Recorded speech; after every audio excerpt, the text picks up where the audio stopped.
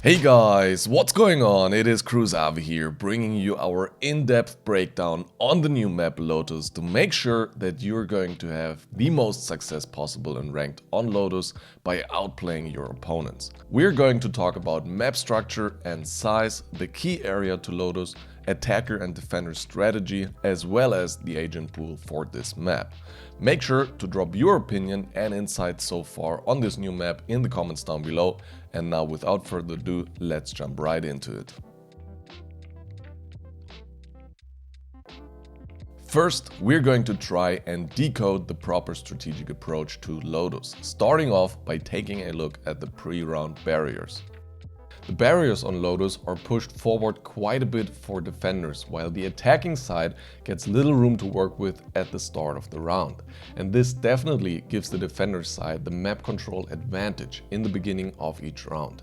And attackers, on the other hand, are forced to gain ground and work their way into a better position by taking space. Lotus is also said to be a very explosive map, as right behind the spawn barriers there are key areas to fight for, especially on A and C, and so rounds can be decided after a couple of seconds into the action.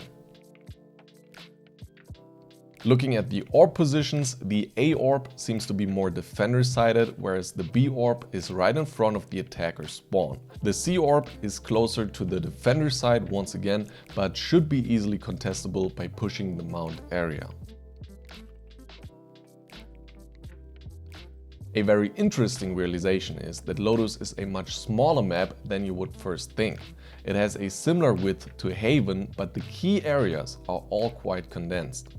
Next to suitable agents for this map style, which we will touch on later in this video, this also has a couple of strategic indications.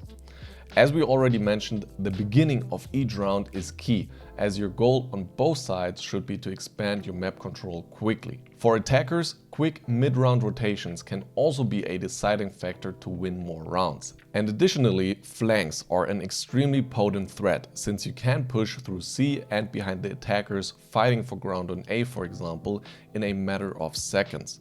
So flank protection should be important, and it's going to be interesting to see how the map balances out in terms of flanking and lurking. Similar to Haven, it's very likely that controlling the area around A side is going to be key, because taking this space gives attackers a lot of breathing room and multiple options to attack towards A and B side. So explosive fights are going to happen here, and clever utility usage will be crucial. Using mobility right away to get towards the rubble position, which is the wall on the right side from the attacker's perspective, could be a way to push defenders back, since the threat of being peeked from multiple angles is tough to deal with. One question that remains though is how easy A side will be holdable post-plant, because Haven A side is very rewarding for the attackers once you take it.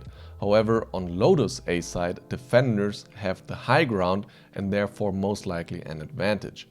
Additionally, there are 3 relatively easily available paths to retake from, and the threat of a quick flank coming in. So taking the A area to pull defenders' attention towards it, to then quickly rotate onto B or even all the way through towards C could be a viable mid-round strategy.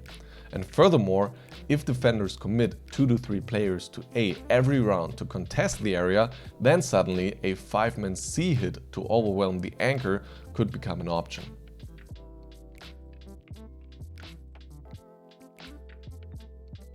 Attackers will probably need to try and control multiple areas of the map, otherwise they will be too predictable, quickly surrounded, and also give up multiple orbs to the defenders for free every round. Being creative, versatile and unpredictable mid-round should be the key to make things much more uncomfortable for defenders. Holding flank and playing for lurks will be important as well, even though the latter seems to be quite tricky with 2 loudly rotating doors and 1 doorway that needs to be broken first, so altogether 3 pathways that make a lot of noise. Defenders, on the other hand, gain a lot of map control right from the get-go and have a very favorable position to defend C side, because even if the mount area is taken after some utility usage, there is another choke point in front of the attackers plus the elevated plant area that they need to get up to first. Controlling the A area limits the attacker's options massively and should therefore be regularly contested. Although, if you lose the early engagements there, retreating and rather playing for retake could also work. Due to 3 bomb sites and potentially quick rotations, defenders need to split their resources wisely and focus on proper rotations in a chain form, similar to how you would do it on Haven. Now let's take a look at how agent compositions on Lotus could look like due to the style of the map.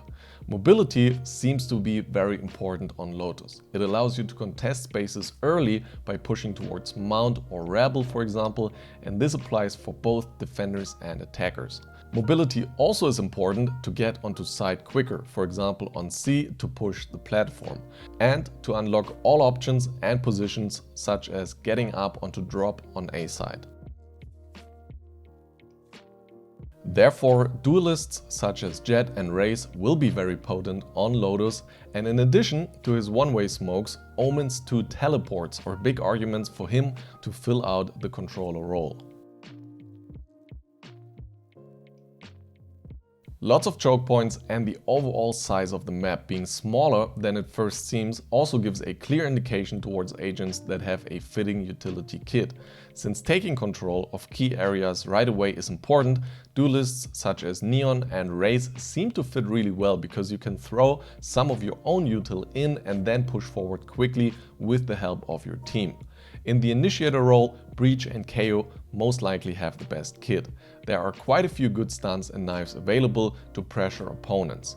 Fade, on the other hand, with her prowlers could be a good addition to provide some more clear info on enemy positions in the close areas of the map.